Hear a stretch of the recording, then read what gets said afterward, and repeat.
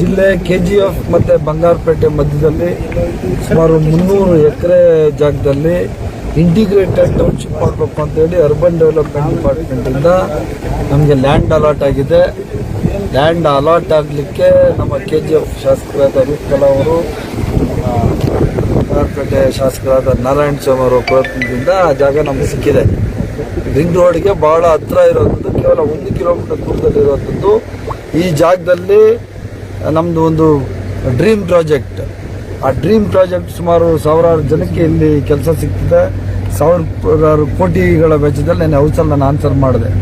ಸಾವಿರಾರು ಕೋಟಿ ವೆಚ್ಚದಲ್ಲಿ ಒಂದು ಇಂಟಿಗ್ರೇಟೆಡ್ ಟೌನ್ಶಿಪ್. ಇಂಟಿಗ್ರೇಟೆಡ್ ಟೌನ್ಶಿಪ್ ಅಂದರೆ ಏನಂದರೆ ಇಲ್ಲಿ software, hardware park, software park, school, college, ಮತ್ತು ಇಲ್ಲಿ ಯಾರು ಕೆಲಸ ಮಾಡ್ತಾರೆ ಅವ್ರಿಗೆ ವಸತಿ ಸಮುಚ್ಚಯ, ಈ ಥರ ಬ್ಯಾಂಕ್ಸು ಎಲ್ಲನೂ ಏನೇನು ಒಂದು ಆಧುನಿಕ ನಗರದಲ್ಲಿ ಏನೇನು ಇರ್ತವೆ ಆ ಎಲ್ಲ ಫೆಸಿಲಿಟೀಸು ಈ ಜಾಗದಲ್ಲಿ ಮಾಡಬೇಕು ಅಂತ ಇವತ್ತು ಸರ್ಕಾರ ನಿರ್ಧಾರ ಮಾಡಿದೆ.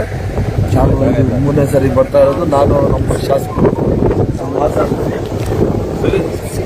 ಈಗ ಒಂಥರ ಇನ್ನೊಂದು ಆಲ್ಟರ್ನೇಟ್ ಬ್ಯಾಂಗ್ಳೂರ್ ಥರ.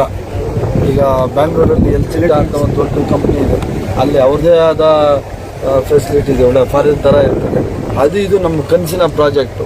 ಮತ್ತು ಈಗ ನಮಗೆ ಭಾಳ ಇಲ್ಲಿ ಪ್ಲಸ್ ಪಾಯಿಂಟ್ ಇರುವಂಥದ್ದು ನಮ್ಮ ಚೆನ್ನೈ ಎಕ್ಸ್ಪ್ರೆಸ್ ಕೇವಲ 1 ಕಿಲೋಮೀಟರ್ ದೂರದಲ್ಲಿ ಈ ಜಾಗ ಇರುವಂಥದ್ದು. ಈ ಜಾಗದಲ್ಲಿ ಭಾಳ ಒಂದು ಒಳ್ಳೆಯ ಪ್ರಾಜೆಕ್ಟನ್ನು ನಾವು ಮಾಡಬೇಕು. ಕೋಲಾರ ಮುಂಚೆ KGF ಏನು ಗೋಲ್ಡ್ ಮೈನು, ಗೋಲ್ಡ್ ಸಿಟಿ ಅಂತ ಏನು ಇಡೀ ಪ್ರಪಂಚದಲ್ಲಿ ಹೆಸರುವಾಸಿಯಾಗಿತ್ತು, ಅದನ್ನು ಉಳಿಸ್ಲಿಕ್ಕೆ ಇದೊಂದು ಪ್ರಾಜೆಕ್ಟ್ ಇವತ್ತು ಕಾರಣ ಆಗ್ತದೆ ಅಂತ ನನಗೆ. ಸ್ಥಳ ಗುರುತಿಸಿದ್ರೆ ಏನು ಮಾಡಿದ್ರು? ಇಲ್ಲ, ಸ್ಥಳ ಗುರುತಿಸಿ ನಮ್ಮ ಅರ್ಬನ್ ಡೆವಲಪ್ಮೆಂಟ್ ಬಂದು ಹೆಚ್ಚು ಕಮ್ಮಿ 1 ವರ್ಷ ಆಯ್ತು. ನಮ್ಮ 1 ವರ್ಷಕ್ಕೆ ಮುಂಚೆನೇ ನಮ್ಮ ಅರ್ಬನ್ ಡೆವಲಪ್ಮೆಂಟಿಗೆ ಬಂದು ಮುಂಚೆ BML ಜಾಗ 1000 ಎಕರೆ 900 ಎಕರೆ ಅವ್ರು ವಾಪಸ್ ನಮ್ಗೆ ಕೊಡಬೇಕಾಗಿತ್ತು. 600 ಎಕರೆ 999 ಎಕರೆ KIDPಗೆ ಒಂದು 688 ಮತ್ತು ನಮ್ಗೊಂದು 300 ಒಟ್ಟಾರೆ 1000 ಎಕರೆ ಇತ್ತು. ಅದರಲ್ಲಿ ನಾವಿಬ್ಬರು ಹಂಚ್ಕೊಂಡಿದ್ದೀವಿ. ಈ ಇಂಟಿಗ್ರೇಟೆಡ್ ಟೌನ್ಶಿಪ್ ಅನ್ನೋದು ನಂದು, ರೂಪಂದು ಮತ್ತು ನಮ್ಮ ನಾರಾಯಣ ಸ್ವಾಮಿ ನಮಗೆಲ್ಲ ಇದು ಕನಸಿನ ಒಂದು ಪ್ರಾಜೆಕ್ಟ್. ನಾನು ನೆನ್ನೆ ಹೌಸಲ್ಲಿ ಹೇಳಿದ್ದೀನಿ, 1 ವರ್ಷದಲ್ಲಿ ಈ ಎಲ್ಲ PPP ಮಾಡಲ್ ಮಾಡೋದು. ಯಾಕಂದರೆ ಸರ್ಕಾರದಲ್ಲಿ 1000 ಕೋಟಿ ವೆಚ್ಚ ಆಗ್ತಿದೆ. PPP ಮಾಡಲ್ ಭಾಳ ಜನ ಇಂಟ್ರೆಸ್ಟ್ ತೋರಿಸ್ತಾ ಇದ್ದಾರೆ. ಈಗ ಇದೆಲ್ಲ ಕ್ಲೀನ್ ಮಾಡಿ ಒಂದು ರಸ್ತೆ ಮಾಡಿದ ತಕ್ಷಣ ಯಾರು ಬರ್ತಾರೆ. ಕೋಲಾರ ಜಿಲ್ಲೆಗೆ ಎಲ್ಲ ಎಲ್ಲರೂ medical college, APMC market, integrated township. ಈಗ ಒಂದು ಹೇಳ್ತೀನಿ ಕೇಳಿ, PPP ಮಾಡಲಂದ್ರೆ ನಾವು ಯಾರು ದಯವಿಟ್ಟು ಇದನ್ನ ಅಂಡರ್ ಬೆಸ್ಟ್ ಮಾಡೋಂಗಿಲ್ಲ. ಈ ಕರ್ನಾಟಕದಲ್ಲೆಲ್ಲ ಟೋಲ್ಸ್ ಇದೆಯಲ್ಲ, ಏರ್ಪೋರ್ಟ್ ಇದೆಯಲ್ಲ, ಯಾವ ಮಾಡಲಲ್ಲಿ ಮಾಡಿರೋದು PPP ಮಾಡಲ್. PPP ಮಾಡಲು ಅನ್ನೋದು ಅತ್ಯಂತ ಯಶಸ್ವಿ ಕಾರ್ಯಕ್ರಮ. ಇವತ್ತು ಕರ್ನಾಟಕದಲ್ಲಿರುವಂಥ ಎಲ್ಲ ಈಗ ಹೊಸಕೋಟೆ ರೋಡ್ ಬರ್ತೀವಲ್ಲ, ಎಂಥದ್ದು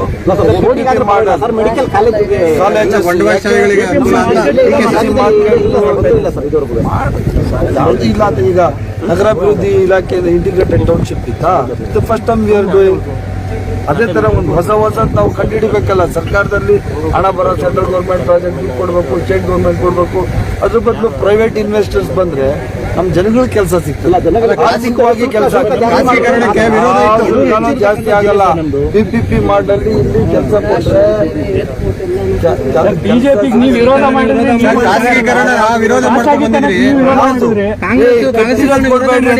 ನೋಡಿ, ಕನ್ಫ್ಯೂಸ್ ಮಾಡ್ಕೊಂಬೇಡಿ ದಯವಿಟ್ಟು.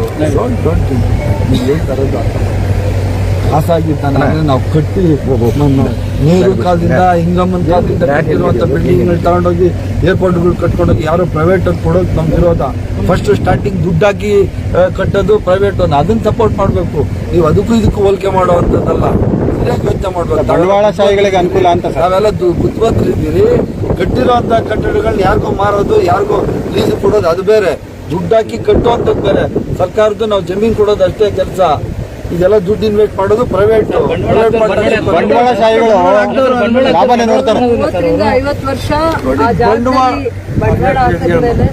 ಯಾವುದೇ ಒಂದು PPP ಮಾಡೆಲ್ ಅಲ್ಲಿ ಪ್ರಾಜೆಕ್ಟ್ಸ್ ಏನಾದ್ರು ಬಂದಾಗ 30 ವರ್ಷದ ಮೇಲೆ ಅಥವಾ 35 ವರ್ಷದ ಮೇಲೆ ಸರ್ಕಾರ ಅಗ್ರಿಮೆಂಟ್ ಮಾಡ್ಕೊಂಡಿರುತ್ತೆ. ಅದಾದ್ಮೇಲೆ ಅವ್ರ ಸರ್ಕಾರದ ಇನ್ನೊಂದು ರಿನಿವಲ್ ಸಿಗ್ಬೋದು, ಅದಾದ್ಮೇಲೆ ವಾಪಸ್ ಕೊಡ್ಬೇಕಾಗ್ತದೆ. ವಾಪಸ್ ಹೋಗ್ಬೇಕು. ಮೆಡಿಕಲ್ ಕಾಲೇಜ್ ಎಲ್ಲ ಸರ್ಕಾರ ನ್ಯಾಷನಲ್ ಹೈವೇ ಟೋಲ್ಸ್ ಎಲ್ಲ ಅವರಿಗೆ ಕೊಟ್ಟಿರ್ತಾರೆ. ಅದಾದ್ಮೇಲೆ ಅವ್ರ ಸರ್ಕಾರಕ್ಕೆ ಆದ್ರೆ ಅದು ಬಸ್ತಿಗೆ ವಾಪಸ್ ಕೊಡ್ಬೇಕಾಗಿರುತ್ತೆ. ಅದೇ ಅಗ್ರಿಮೆಂಟ್ ಆ ತರ ಆಗಿರುವಂತದ್ದು. ಈಗೂ ಕೂಡ ಇನ್ಫ್ಯಾಕ್ಟ್ ಈಗ ಬೆಂಗಳೂರು ಏರ್ಪೋರ್ಟು ಬಿಟ್ಬಿಡಿ, ಈಗ ಅದ್ರ ಬಗ್ಗೆ ನಾವು ಮಾತಾಡೋದು ಬೇಡ. ನಮಗೇನು ಇಲ್ಲಿ ಕೋಲಾರ ಜನತೆಗೆ ಓದ್ಕೊಂಡಿರೋರಿಗೆ ಸ್ಕಿಲ್ಡು ಯಾರು ಓದ್ಕೊಂಡಿರೋ ವಿದ್ಯಾವಂತರಿಗೆ ಕೆಲಸ ಸಿಗಬೇಕು, ಸರ್ಕಾರಕ್ಕೂ ಲಾಭ ಬರಬೇಕು. ಈ ಜಾಗ ನೋಡಿದ್ರಲ್ಲ ನೀವೇ, ಇದು ವೇಸ್ಟ್ ಆಗಿದೆ. ಈ ಜಾಗ